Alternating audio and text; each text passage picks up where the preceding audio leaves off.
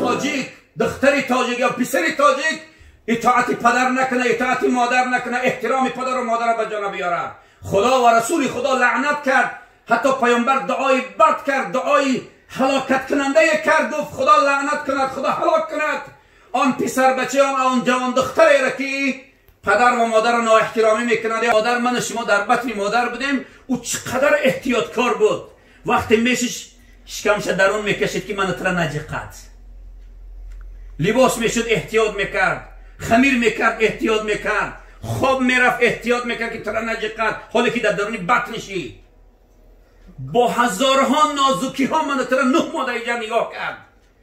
اکنون که تولد کرد، او زمان تولد میدونه که به مرگ دست به گریبان بود. من و تو همه خیلی عادی برآمدگی نیستیم برادران. اونان بوده که بدرش که کودکای همین بدفعلی که در گهواره هیچی او را خب درآورده نمیتونه، یک بار الله که با زبان شیرینش میگه در داخل خوابش میبرد. آن پر نور کند و روح مبارکش را در صدر جنت با بهترین زنان جنتی از جمله فاطمه زهرا و خدیجه الکبری محشورش بدارد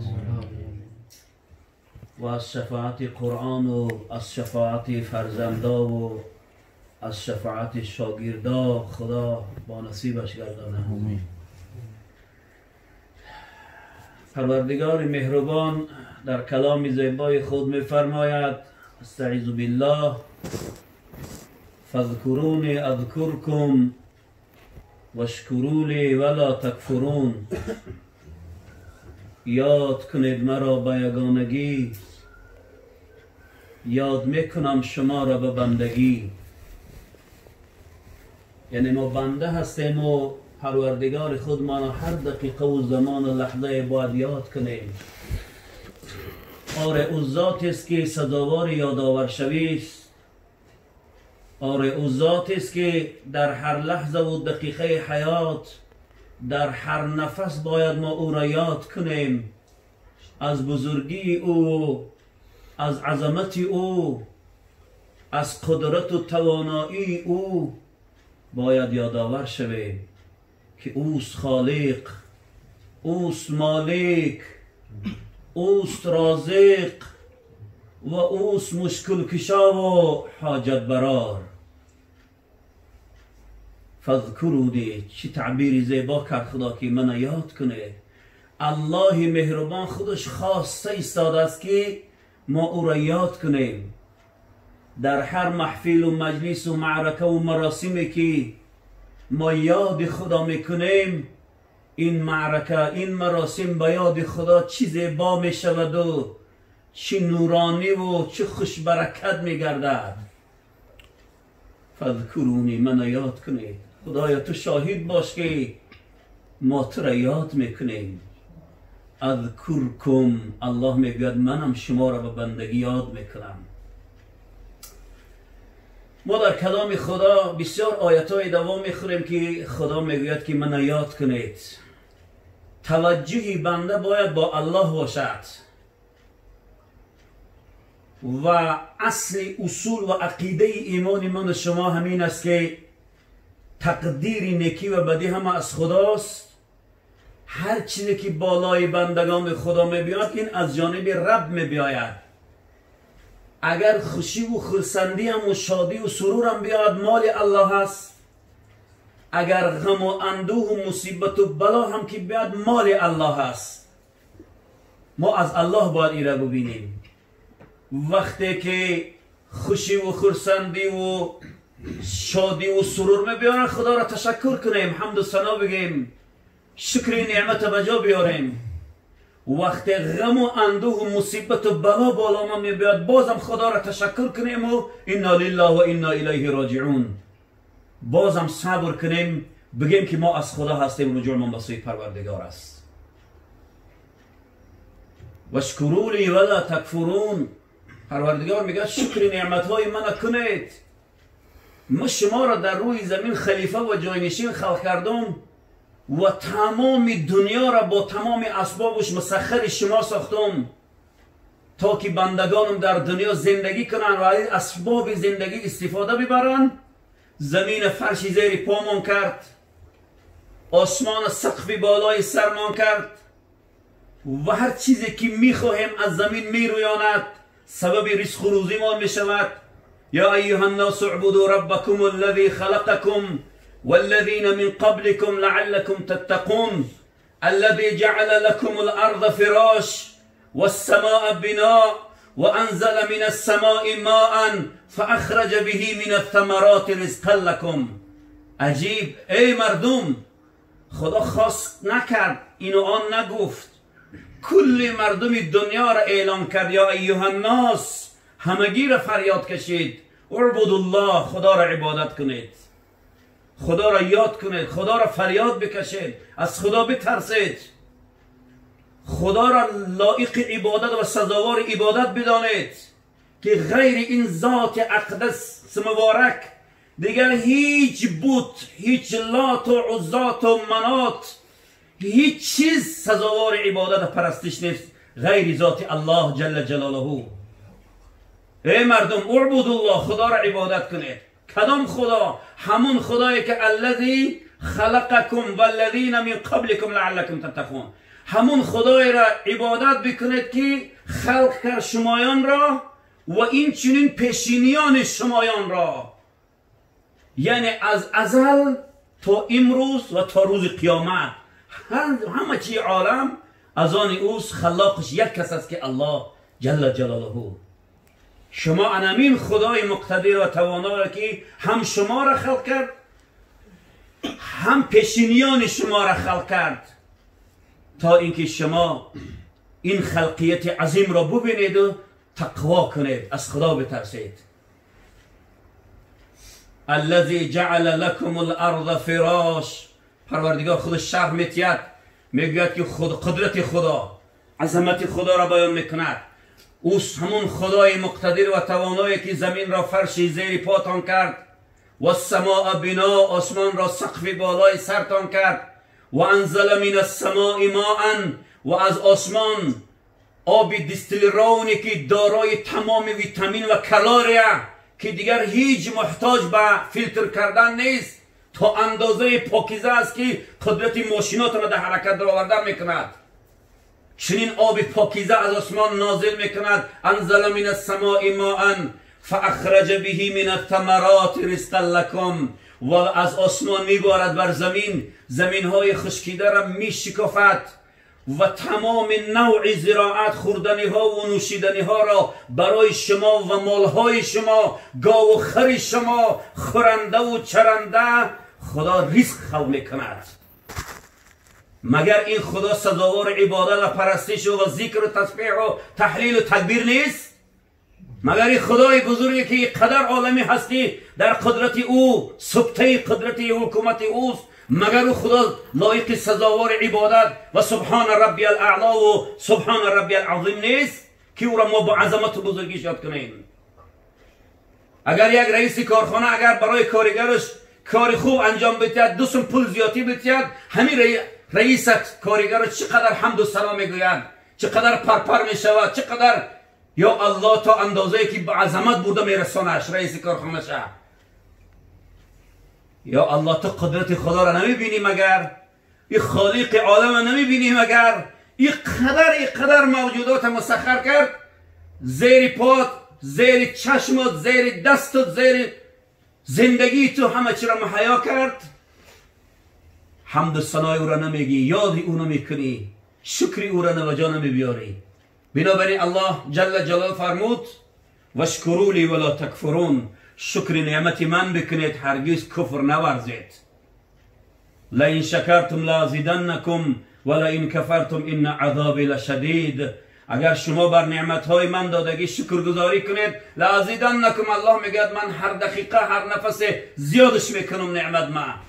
ولئن کفرتم ان عذابی لشدید. اگر شما بر نعمتهای من کفر کردید با واسطه قوت این نعمتهای حلال پاکیزه که خورده اشکمات و سیر شد، در عوض قوت این بخیزه اگر جنایت کنه، گناه و معصیت کنه، الله میگه عذاب شدید بالاتان میآید.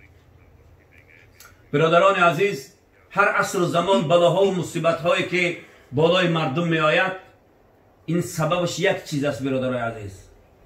با یک سبب بلا غضب از جانب خدا میبید. اینم که باشد زیاد انجام دادن گناه است. در هر منطقه کشوری که معصیت زیاد شد حتما بلا میبیا بالای مردم. در زمان حضرت موسی علیه السلام یک قوم سرکش پیدا شد. قوم پیدا شد که بسیار مرد از خدا و از پیامبر و از کتاب خدا بالکلیه دور شدند. در زمانی که پیامبر در بینشان بود، در زمانی که پیامبر موسی علیه السلام حکومت داشت، خداوند او را همچون پیامبر دعوتگر فرستاده بود، کتاب موسی نازل شدگی بود. نه که یک قریه، یک قشلاق، یک قومی بود که خدا را فراموش کردن. تمام نوع کفر و شرک و جنایت و معصیت بود. فرق بین برادر و خواهر دیگر نمانده بود. بچه با مادر خودش زنا میکرد، خواهر با اکا با اپا، همین قدر مثل حیوان شدن. الله رب العزت و الجلال اراده کرد که این شهر را باید به خاک خون یکسان کند. اذا اراد شیئا ان یقول له کن فیکون. او اراده او را وابستگی دارد. اراده کرد که این شهر را ویران کند. جبرئیل امین فرمان داد که در مقام خودت بیا. جبرئیل مقام خودش آمد، گفت که جبرئیل من برای تو کی هستم؟ گفت رب منی. و رب تو کی باشم؟ انمی شهر بره حاضر از بخش بگی در آسمان چاشته، در آسمان به خاک خون یکسانش کن، هیچ جنبنده از این شهر خلاص نشود. جبرئیل امین خداوند یک نیرو و قدرت دادگی است که 600 قنات، یک قناتی او برای عالم ویران کردن کفایه میکند. یک قناتش بس. جبرئیل امین آمد بالای شهر، یک چرخ زد، دید که در حقیقت مردم از خدا بیگانه شدگی هستند. ثانی درون غار نگاه کرد که یک غار از خلق خیلی دور، یک شیخ، یک صوفی، یک عالم معتبر در درون غار نشسته است و چنان خدا را با شوق و ذوق عبادت داره که جبرئیل امین توجه کردش. میخیره در عبادت شیخ توجه کرد، دیگر شهر ویران نکرد. آمد مقام خودش ایستاد، گفت که ربی پروردگار من، گفت شهر به خاطر ویران نکردم که در این شهر یکی از دوستان تو در حقیقت کل مردم از دین بدین شدن، لیکن یکی از دوستانی در درون یک غار چنان تو را حمد و ثنا و عبادت و بندگی کرده است که من ملائک مقربی درگاه تو بودم، در عبادتش رشکم آمد که این خیلی عبادت زیبا. خدایا به خاطر همین دوستت من ویران نکردم شهر. میشود که تو هم رب من هستی، مهربانی، کریمی، رحمان و رحیمی. خدایا به خاطر همین شیخ، همین دوستت گناهی همین خلق گذری، همین شهر ویران نکنیم. پروردگار مهربان دوباره خطاب کرد، گفت جبرائیل من تو را نگفتم که برای من دلیل بیار، من تو را گفتم شهر ویران کن، برای دوباره آن مشتی که میزنی اول از بالای سر شیخ بزن. برای من دوستیش در کار نیست. من از بحر چنین دوستی هم گذشتم. وقتی غضب جوش میزند دیگر هیچی پیش رهی رب گرفته نمیتونه. برادر عزیز، دیگر جبرائیل ترس بدنش لرزه گرفت، آمد زد پنجه شهر به خاک خون یکسان کرد. هیچ احدی در شهر نمان برادران عزیز، نه شیخ ماند، نه صوفی، نه عالم و نه اولیا، همگی رفتن از بین. چگونه که شراره ما را کرد، چگونه قرطاق کرد، چگونه که دوشم میمالیدم، دستکاشم میبوسیدم و دعا میگرفتم نزدیک فرزندان میرم. این شب به مهمان آواره شدم، نتونستم که به هر حال رفتم به همه ریشم مثل هر شب کفکای پاشم مالیدم. این علمون گرد چنگ کف پای مادرم بود. خداوند گرد چنگ کف مادرم ملائکه کرده است، حتی در اشای حسن بصری رضی الله عنه جلا داده ایستاده است. مادر بسیار یک نعمت عظیم است. بزرگان میگن که مادر عبارت از 5 حرف است. هر یک حرف او را معنای خاص داده است. اصل میم مادر 5 حرف است. میمش میدونی چی معنی دارد؟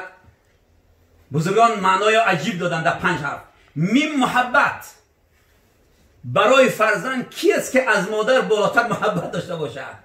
هیچ چیز نیست برادران عزیز غیر الله و بعد الله حیوانه کسی که فرزند دوست می‌داره من تو دوست می‌داره مادر است. اون محبتی که رب العالمین الله جل جلاله نسبت من و شما دارد نه پدر دارد و نه مادر، لیکن بعد محبتی که الله بر من و تو دارد دیوم کسی که محبت دارد مادر است. صفتای خدایی را خدا در مادر داده. الله مهربانه، مادرم مهربانه. یا الله نگاه کنه 9 ماه این جنین در بطن او انکشاف میگیرد، کلان میشود، 9 ماه در پیشی برش میگیره منو ترا میگردد. من و شما اگر بازار بریم یک کیلومتر اگر 2 کیلو یا 5 کیلو بار بگیریم تا خونه من آمدن چند جا دم میگیریم. طفله های هستن که این تولد میشن میگن 3 کیلو بار است، 4 کیلو بار است، تا 5 کیلو است. بعضی بوزباله ها تولدش میکنه برش میکشن 5 کیلو. این 5 کیلو بار در پیشی برگرفتن 9 ماه گشتن. مگر این بازی است؟ یک مسئله. دیو مسئله میدونه که وقتی مادر من و شما در بطن مادر بودیم او چقدر احتیاطکار بود. وقتی میشش شکمش درون میکشید که من ترا نجقت، لباس میشد احتیاط میکرد، خمیر میکرد احتیاط میکرد، خواب میرفت احتیاط میکرد که ترا نجقت، حالی که در درون بطنشی با هزارها نازکی ها من ترا 9 ماه اینجا نگاه کرد. اکنون که تولد کرد او زمان تولد میدونه که به مرگ دست به گریبان بود. من و تو همیشه عادی برآمدگی نیستیم برادران عزیز.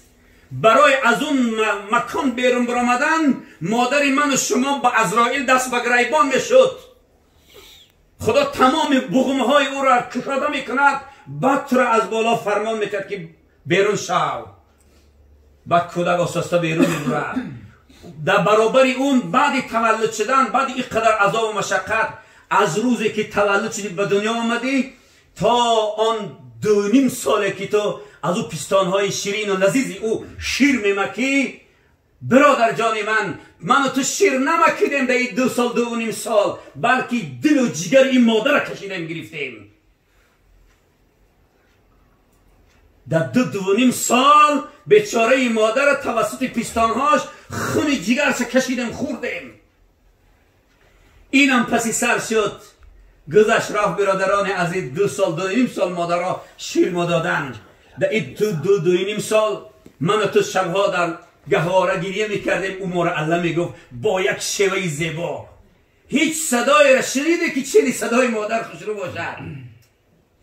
ای بچه چنان بوده که بدرش که کودکای همین بدفعله که در گهواره هیچی دور خب دراده نمیتونه، یک بار الله که با زبان شیرینش میگه در داخل خوابش میبرد.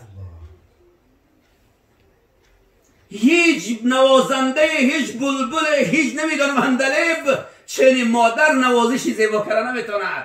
صدای شیرین ندارد. این صدای مادر فوق صداهای عالم است.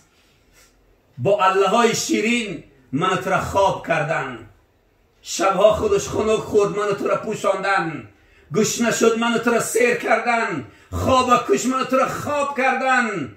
اکنون امروز پشتی من تو قوت گرفته است، جوان 17 و 18 و 20 و 25 ساله شدی، دنیا را دیدی. امروز از کی به ادبی را مختم که بچه امروز پسوی پدر جاه بزند؟ حالا خدا میگه والوالدین احسانا، و پدر و مادرتون نکویی کنه. این تعلیم و تربیه کی است که امروز جوان تاجیک، دختر تاجیک یا پسر تاجیک اطاعت پدر نکنه، اطاعت مادر نکنه، احترام پدر و مادر به جا نبیاره؟ خدا و رسول خدا لعنت کرد، حتی پیامبر دعای بد کرد، دعای هلاکت کننده کرد، گفت خدا لعنت کند، خدا هلاک کند آن پسر بچه آن جوان دختری را که پدر و مادر را نااحترامی میکند یا از در پدر یا مادر میدره پای درس جمع نمیکنه. خدا خیلی فرزند هلاک کند گفت، از دنیا دفع کند گفت. امروز پدر میدراد، باور کنید بچه در پیش پدر نمیخیزد، حالی دست بوچه کردن و پاش موچه کردن سیستودگی. مادر میدرد، دختر از جاش خچه نمیجماند. ممکن نیست برادران عزیز این قدر خار کردن، حقوق پدر و مادر را پایمال کردن، باور کنید بسیار جنایت عظیم است. وقتی که خدا دستور داده است که به پدر و مادرتون نیکویی کنه، این معلوم میشه مسئله جدی است. این مسئله سبکک نیست که خدا از فوق آسمان ها دستور داده که پدر و مادرتون را احترام کنه و نیکویی کنه. مسلمان هم هستیم، دعوای مسلمانی داریم، دیگر احترام پدر و مادر کاسته شده. تأثیرش یک چیز برادران، تأثیر همین اینترنت و تلسریال های کینه ها. امروز غربی ها تا نیستن که کاری خودشان، عملی زشتی خودشان حلقه گوشی مسلمان ها بکنن. دیگر مسلمان احترام پدر نمیکنن، چه که اونا نمیکنن مسلمان ها از او بدتر کرده ایستادن.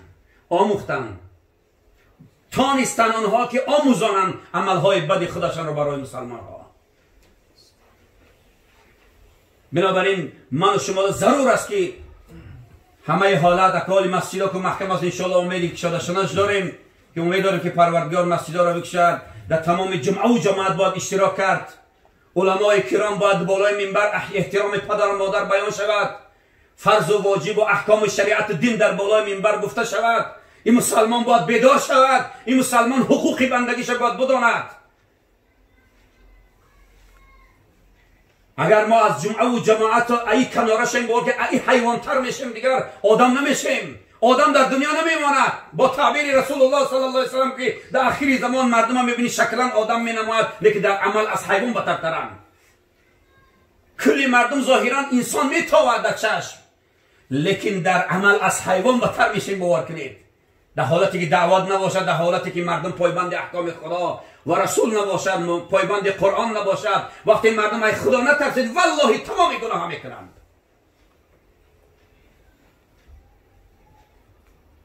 مادراتون را احترام کنید. کسی که پدر و مادرش هست والله نعمت است، والله نعمت است.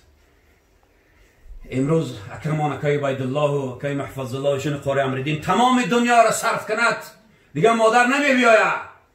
اگر تمام در و دیوال است زشتای تلاگی کنه والله دیگه نمی بیاید. دیگه همون جای شیشتنش میره تماشا میکنی و یکم کرتهکش میره میبینی و قوت میشکنی والله برفت. اگر خانه دخترکش رفته باشه یک ساعت پس میگه امید داری که میره حاضی مهمانی رفته. خانه محفظ الله رفته باشه یک ساعت پس میگه که خیلی میره با یکه یک خلا، لیکن او یک جای رفته که والله دیگه سالهای مدید دیگه نمیآید.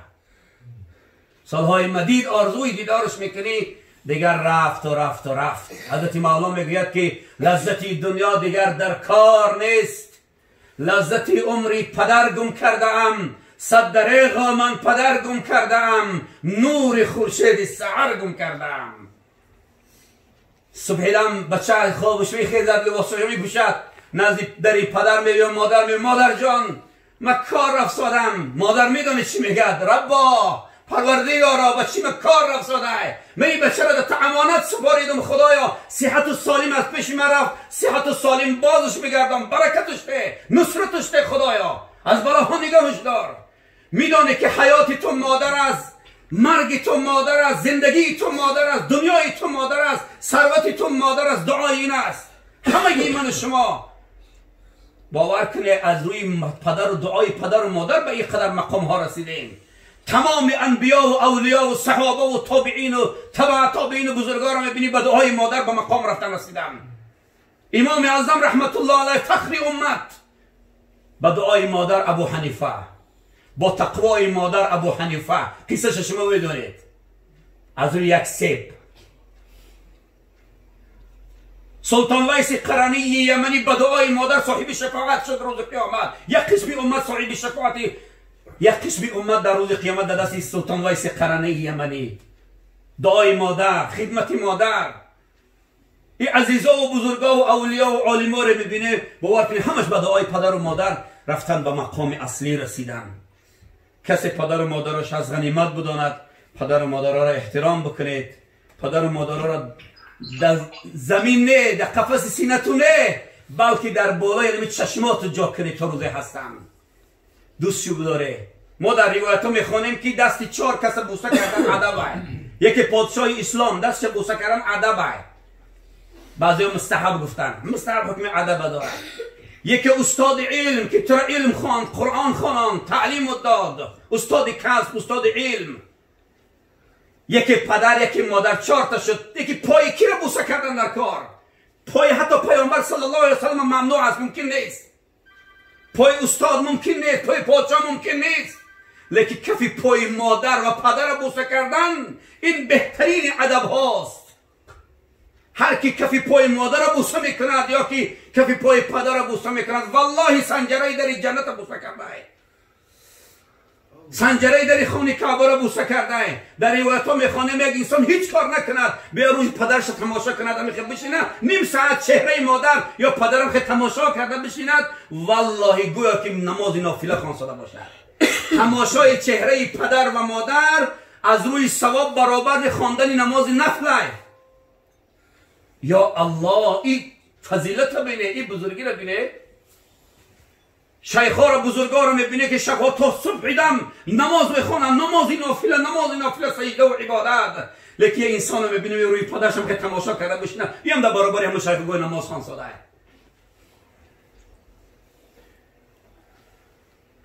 پدر مادر داشتن هم بسیار نعمتی بزرگ است و غنیمت است.